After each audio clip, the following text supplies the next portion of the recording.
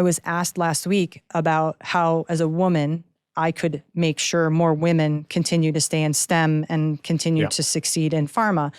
And what my answer was to create an environment where men and women existed together in the most harmonious of ways, but being willing to be a mentor to both and not just say the only way we're going to make women better is if I mentor women and tell them, one certain path. I'm like, no, I'll mentor them, but I'll also mentor men, because then they can see someone that's different than them and learn that there's different ways to be a leader than maybe they might see from a male counterpart. Yeah. So what I tell people is the strongest way, if you can sit there and complain that the workforce is lazy and they're this and they're that.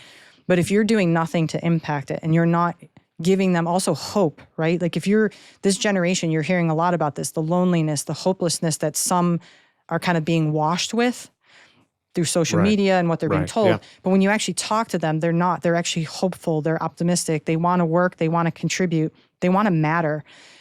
And I don't think we fully appreciate that, because we're at the point where we're starting to matter, right? You kind of forget about that bright-eyed belief that you had, that you could matter, you could make a difference, because we get a bit jaded, we get into our day-to-day life, we get busy. Yeah. And so if you spend that time, being open to having people contact you, always saying, I'm open, I do have an open door in your day-to-day as a leader, taking the hands of people within your organization, mentoring people in your team, outside your team, it doesn't matter. I think these are the best way to start shaping the culture that you have around you, but also to really help to grow and enrich the future leaders. And again, it doesn't matter whether you're a man or a woman. I think this dichotomy that's sort of, has come about, I think it's not productive.